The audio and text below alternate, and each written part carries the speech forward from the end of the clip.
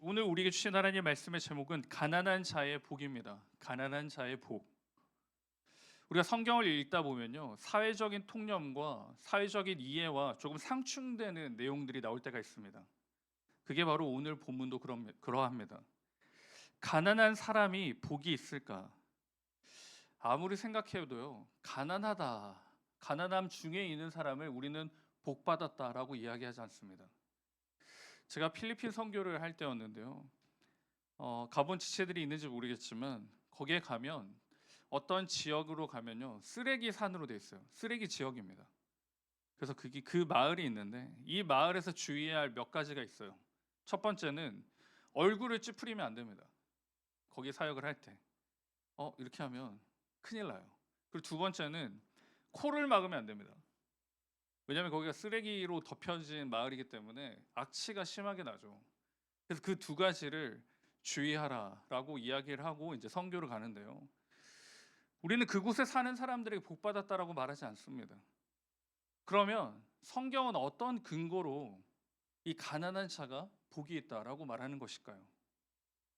오늘 말씀을 통해 하나님이 말씀하시고 있는 그 가난한 복이 무엇인지를 꼭 확인하시고요.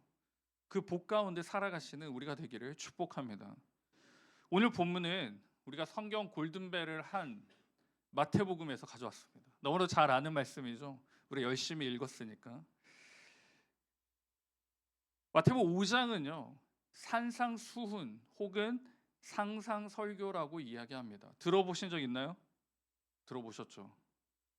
1절에 보시면 예수께서 무리를 보시고 산에 올라가 앉으시니 제자들이 그에게 나왔다라고 합니다. 그래서 이제 산상수훈, 상상보훈이라는 뜻이 무엇이냐면 바로 이겁니다. 산에서 설교하셨다. 산에서 가르치셨다. 그래서 산상수훈 혹은 상상보훈이라고 이야기합니다. 이 8월 한 달간 이제 수련회도 있긴 하지만 이 팔복을 가지고 하나님 말씀을 받도록 하겠습니다. 새해가 되면 꼭 하는 말이 있습니다. 복 받으십시오. 우리가 한번 인사해 볼까요? 옆에 있는 지체들 그리고 우리 GBS 조원들에게 복 받으시기 바랍니다. 복 받으시기 바랍니다. 복 받으시기 바랍니다. 여러분 누가 복을 싫어할까요? 다 복 받기를 원합니다. 복 받기를 원하죠. 통상적으로 이해할 때 복이라고 말하는 건 내가 원하고 바라는 게 이루어지는 게 복입니다. 그리고 내가 없는 것들이 채워질 때 그걸 복이라고 이야기합니다. 그래서 와, 복 받았다라고 이야기하죠. 근데 우리 청년들에게 맞는 질문을 하나 여러분에게 하겠습니다. 애인이 생겼을 때 복 받았다라고 들어본 사람. 내가 연애를 시작했는데 와, 야, 너 복 받았다 이렇게 들어본 사람 없죠? 연애를 할 때는 왜 복 받았다라고 이야기 안 할까요?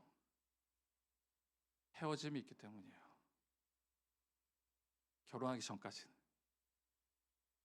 네, 어쨌거나 복 받는다는 것은 내가 없는 게 채워지고 내가 필요한 게 채워졌을 때 복 받았다라고 이야기해요.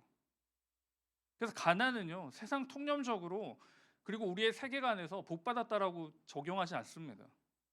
그럼에도 하나님께서 가난한 자가 복되다라고 이야기하는데 이걸 위대한 종교개혁자 존 칼뱅은 이렇게 설명합니다. 보여주세요. Those who, 네, 그렇습니다. 네, 다 알죠. 자신을 위해 아무것도 주장하지 않는 사람들, 즉 육체적 확신이 사라진 이들이 고백하는 겁니다. 그게 가난한 자예요. 그냥 내가 돈이 없고 내가 능력이 없고 내가 소망이 사라진 사람을 가난한 자라고 말하지 않습니다. 그래서 본문에 보시면요, 그냥 가난한 사람이 아니에요. 심령이 가난한 사람입니다. 심령이에요. 내가 환경과 상황과 여건의 가난함이 아니에요. 그래서 3절을 NIV 버전으로 보시면요, Blessed are the poor in spirit, for theirs is the kingdom of heaven. 뭐라고 적혀 있나요? 스피릿이에요. 심령이 가난한 자가 복이 있습니다. 심령이 가난한 자. 성경에도 보시면 가난한 사람이 많이 등장하는데요. 제가 오늘 소개할 가난한 사람은 조금 다릅니다. 심령이 가난하지가 않고요. 심령이 부유하지만 가난한 인생을 사는 사람들이 나옵니다. 완전 다른 사람이에요. 누구냐? 사울입니다. 구약 성경에 나오는 사울 왕입니다. 심령은 풍부했습니다. 무엇이 가난했느냐? 하나님에 대해 가난했습니다. 사무엘상 16장 14절인데요. 같이 한번 읽겠습니다. 시작. 여호와의 영이 사울에게서 떠나고 여호와께서 부리시는 악령이 그를 번뇌하게 한지라. 사울은 모든 걸 가졌습니다. 능력도 있고요, 힘도 있고요, 권력도 있고 돈도 있습니다. 풍요했습니다. 풍부했습니다. 그런데 그가 없는 게 있어요. 하나님이 없습니다. 여호와가 하나님이 그를 떠나니 악령이 그를 번뇌케 하더라라고 나옵니다. 풍부한 인생에, 풍성한 인생에, 모든 것을 다 갖추은 인생에 심령 또한 풍성했습니다. 사회적인 가치가 풍부했고 재물이 풍요로웠습니다. 하나님의 삶이 없었어요. 하나님이 부족했습니다. 부족한 게 아니라요, 하나님이 아예 없는 거예요. 그러니 누가요? 악령이 그를 번뇌케 하더라라고 합니다. 편하게 안식하지도, 편하게 쉬지도, 쉼을 누릴 형편과 상황이 되지 않습니다. 그래서 늘 전전긍긍합니다. 힘들어하죠. 그래서 여러분이 알고 있는 다윗이 연주를 하면 마음의 평화를 얻게 됩니다. 이상하게 됐어요. 다 가졌는데요, 하나님만 없는데 그 하나님 없는 게 가진 거를 벗어나 버립니다. 넘어가 버려요. 다시 본문으로 돌아와서요, 가난이라는 단어를 보시면 헬라어로 이렇게 나옵니다. 푸토코이라는 단어를 사용하는데 원래의 뜻은 구걸하다입니다. 그리고 다른 사람의 도움을 요청하는 상태를 말합니다. 그래서 본문의 틀에서 이야기해 보자면요, 웅크리고 있는 사람이에요. 움츠리고 있는 사람들입니다. 그냥 어깨가 말려가지고 이러고 있는 사람 말고요, 상황과 환경에 지배당해서 내가 어깨를 펼 수 없는 상태를 이야기하는 거예요. 그래서 심령이 가난한 사람은 어떤 사람인가? 주위의 악한 사람들로부터 공격을 받는 사람이에요. 내가 그리스도의 신앙을 가지고 믿음을 가지고 살려고 하니까 고통과 고난과 역경을 경험하고 있는 사람입니다. 악한 사람들로부터 당하고 있는 학대와 압제 가운데 있는 사람들입니다. 그 사람이 심령이 가난한 거예요. 내가 풍요롭고 물질을 많이 가지고 적게 가지고가 아니고요, 내가 내 신앙과 믿음을 지켜가기에 부딪히고 넘어지고 나를 핍박하고 압제하는 그 상황과 상태 가운데 있는 사람이 바로 심령이 가난한 자입니다. 그래서요, 주님 손 놓고 하루도 살 수 없는 상태입니다. 오직 하나님의 도우심을 바라고요, 기대하며 살 수밖에 없는 존재, 그 존재가 심령이 가난한 자예요. 다시 존 칼뱅의 정의를 한번 봅니다. 그래서 심령이 가난한 자는 어떻게 되는 거야? 고난으로 겸손하고요, 그 고난 가운데 하나님 발 앞에 엎드리는 자들입니다. 그리고 하나님의 보호를 받으려고요, 내면에 나의 모든 것들을 다 쳐내고 오직 하나님만 찬양하는 사람들이에요. 그게 심령이 가난한 자입니다. 내가 할 수 있는 게 없어요. 나를 시험하고 나를 압제하고 나를 핍박하고 나를 박해하는 이것들 가운데 내가 할 수 있는 게 없어요. 할 수 있는 건 뭐죠? 오직 하나님만 바라보는 겁니다. 오직 하나님만 붙드는 거예요. 그게 내가 유일하게 할 수 있는 겁니다. 그런 상태와 그런 사람이 바로 심령이 가난한 자입니다. 내가 힘없고 내가 압제를 당하고요, 핍박당하는 이 상황 가운데 하나님이 주시는 복이 있는데 그 복이 바로 천국입니다. 천국입니다. 심령이 가난한 자는 복이 있나니 천국이 그들의 것입니다. 산상보훈에서는 천국을 7번이나 등장합니다. 5장 3절, 10절, 19절, 그리고 20절, 그리고 6장 10절, 33절, 7장 21절에 천국이라는 단어가 등장합니다. 천국은 뭐냐? 하늘 나라예요. 하늘의 왕국, 즉 하나님이 다스리시는 나라, 곧 하나님 나라를 뜻합니다. 이 마태복음에서만 고유하게 사용되고 있어요. 본문이 말하고 있는 천국은 무엇이냐? 결국은 하나님의 주권적 통치가 이루어지는 곳입니다. 모든 영역을 가르치죠. 그러면 왜 심령이 가난한 자만이 천국을 상급으로 받을 수 있는가? 심령이 가난해야지 천국이 보이기 때문이에요. 하나님 앞에 붙들려 있고 하나님과 함께 있을 때 여러분, 내 삶은 하나님이 지배하시고 역사하시고 인도하시는 것을 보게 됩니다. 그런데 사울처럼 내가 심령이 부유하잖아요. 그러면 하나님이 보이지 않습니다. 내가 어떻게든 이루어내야 될 상태와 상황인 거예요. 그러니 천국이 보이지 않아요. 하나님의 지배와 하나님의 통치와 하나님의 능력이 나타나지 않아 보입니다. 그게 사울의 모습이었잖아요. 그래서 자기가 마음대로 자기가 원하는 대로 하잖아요. 근데 결국은 좋게 끝나지 않죠. 진노로 끝나게 됩니다. 우리의 삶을 다시 돌아오면요, 여러분 심령이 가난한 상황에 계십니까? 아니면 그냥 가난한 상황이에요? 내가 나의 능력도 자격도 소망도 보이지 않는 그냥 가난하게 살고 계십니까? 그건 성경이 말하고 있는 심령이 가난하다는 게 아니에요. 오해하시면 안 됩니다. 내가 그리스도인으로 살아감에 부딪히고 문제가 나타나고 힘든 그것이 바로 가난한 상태예요. 그러니 내가 할 수 없기 때문에 오직 하나님만 바라보고 붙드는 것, 그 사람이 바로 심령이 가난한 사람입니다. 내가 할 수 없기 때문에 하나님의 통치를 경험하는 거예요. 내가 할 능력이 없기 때문에 하나님이 이루시는 것을 확인하고 목격하는 겁니다. 그러니 천국이 나의 복이 되는 거예요.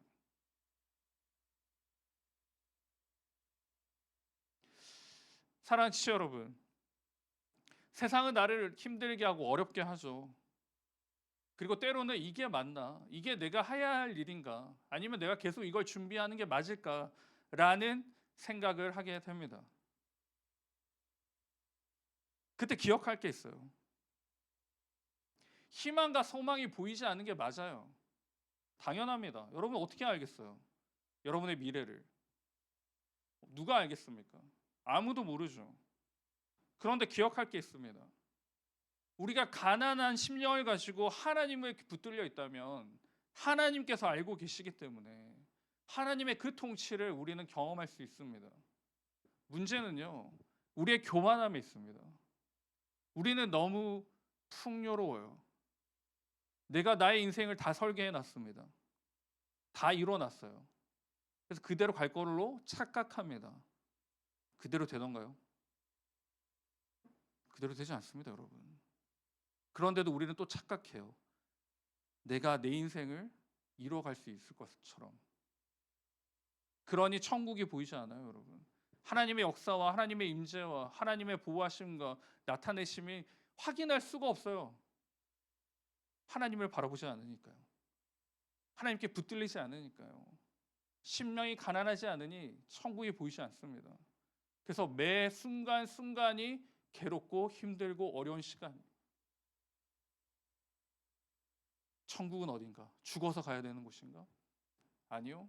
영생은 유일하신 하나님과 그가 보내신 자 예수 그리스도를 아는 것이다라고 요한복음에 나오잖아요. 교제하는 겁니다, 여러분. 이 땅에서도 교제함이 이 천국 백성으로 살아가고 있는 거예요. 그럼에도 이걸 누리지 못한다면 우리는 가난한 심령이 아니라 너무 비대해진 심령을 가지고 살고 있는 겁니다.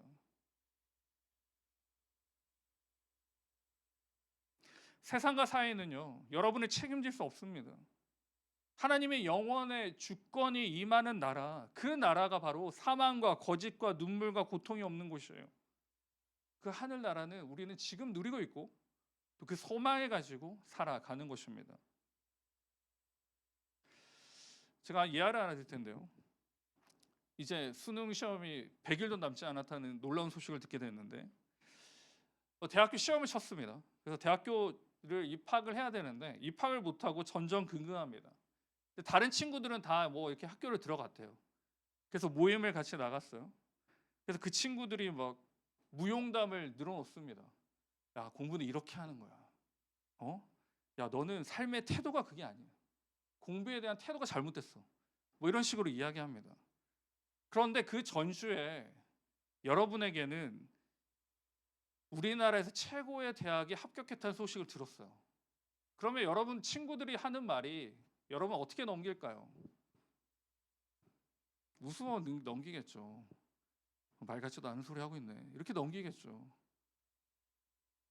심령이 가난한 자의 삶이 어떠냐면 여러분에게 핍박하고 박해하고 하나님의 영광을 위해 사는 여러분에게 공격할 때요. 여러분은 웃어 넘겨야 됩니다. 왜요? 우리에겐 소망이 있으니까요. 너희가 아무리 날 공격해도 나는 하나님의 자녀이고 하나님께서 약속한 그 땅과 그 은혜로 살아나는 사람이니 여러분 전혀 타격을 입지 않아야 돼요. 근데 타격을 입죠. 멘탈이 털립니다. 왜요? 아 진짜 그런가? 세상 사람들 말 들으면 아 진짜 그런가? 끌려가기 때문이에요. 심령이 가난하지 않습니다. 심령이 가난한 사람의 모습은요. 마치 세상에서 이룬 것이 없어 보이고 이루어지지 않는 것처럼 보입니다. 그래서 사람들이 뭐라고 하죠? 일요일 아침에, 일요일 저녁에, 일요일 오후에 예배에 나가는 그 너희들을 보면서 야, 쓸데없는 시간을 낭비하고 있네. 그 시간에 공부를 더 하든지 자기 개발을 해라. 라고 이야기합니다. 교회에서 3시간, 4시간 보내는 거 허비로 생각해요. 세상은 그렇게 살면 안 된다라고 이야기합니다. 어지럽고 혼돈스럽죠. 그런데요. 그렇게 살고 있고 그렇게 고민 중에 있는 여러분에게 하나님의 말씀이 이렇게 선포하십니다. 우리 같이 한번 읽을까요? 이사야 61장 1절인데 같이 읽습니다. 시작. 주 여호와의 영이 내게 내리셨으니 이는 여호와께서 내게 기름을 부으사 가난한 자에게 아름다운 소식을 전하게 하려 하심이라. 나를 보내사 마음이 상한 자를 고치며 포로된 자에게 자유를 갇힌 자에게 노임을 선포하며. 아멘. 여기 보시면요. 가난한 자에게 아름다운 소식을 전해 주십니다. 그리고 그 사람을 들어서 하나님의 역사를 이루어 가심을 분명히 선포합니다. 심령이 가난한 여러분, 걱정하지 마세요. 고민하지 마십시오. 내가 이 시간에 예배드리고 있는 게 맞나? 내가 이렇게 바쁜데 이 예배 자리에 나오는 게 정말 지혜로운 선택인가? 걱정하지 마십시오. 분명히 하나님께서 말씀하십니다. 그런 너희에게, 심령이 가난한 너희에게 내가 역사하시고 내가 주관하고 있고 내가 보호하고 있음을 분명히 나타내신다라고 말씀하십니다. 고린도후서 6장 10절인데요. 이것도 다시 한번 같이 읽습니다. 시작. 근심하는 자 같으나 항상 기뻐하고 가난한 자 같으나 많은 사람을 부유하게 하고 아무것도 없는 자 같으나 모든 것을 가진 자로다. 아멘. 여러분 기억하십시오. 아무것도 없는 것 같아요. 그리고 내가 이 신앙을 지키고 믿음을 지켜가며 약간 바보스러운 모습도 보입니다. 사람들이 바보스럽게 봅니다. 근데 오늘 분명히 말씀하시잖아요. 아무것도 없는 자 같으나 모든 것을 가진 자로다. 이게 심령이 가난한 사람입니다. 다시 처음에 제 질문으로 와서 애인이 생겼다. 복이 아니에요. 미안하지만 일이 잘 되거나 원하는 대로 잘 이루어집니다. 또 나의 필요가 채워집니다. 물론 세상은 복 받았다라고 이야기하죠. 그러나 하나님 말씀은 다르게 선포합니다. 심령이 가난한 게 복입니다. 나의 믿음을 지키고 나의 신앙을 지킬 때 하나님께서 내 삶 가운데 역사하시고 인도하시는 그 살아계신 하나님을 경험하게 되는 것입니다. 이 땅의 청년으로 그리스도 청년으로 살아갈 때 힘들고 어렵게 사는 것 하나님도 알고 계십니다. 그런데 그것보다 심령이 가난하게 살아가시기를 축복합니다. 그럼 심령이 가난하게 사십시오. 이 가난함은요, 하나님의 부유함을 채우게 됩니다. 가난하고 빈한 상태가 끝이 아니라 하나님께서 채워주시고 역사하시고 인도하신 걸 경험할 시간입니다. 그러니 기대되는 시간이죠. 기쁨의 시간입니다. 저희 옆에 있는 지체들에게 이렇게 한번 이야기해 봅니다. 우리 같이 축복해 봅시다. 심령은 가난하지만 하나님으로 부유합니다. 여러분 꼭 기억하세요. 우리의 심령은 가난하지만 하나님은 부유하시기에 우리를 반드시 채우시고 역사하실 것입니다. 이 믿음, 이 말씀 붙잡고요. 이번 한 주간도 꼭 복에 누리며 그 천국 하나님이 인도하시고 역사하시는 걸 경험하는 우리 모두가 되기를 주님의 이름으로 축원드립니다.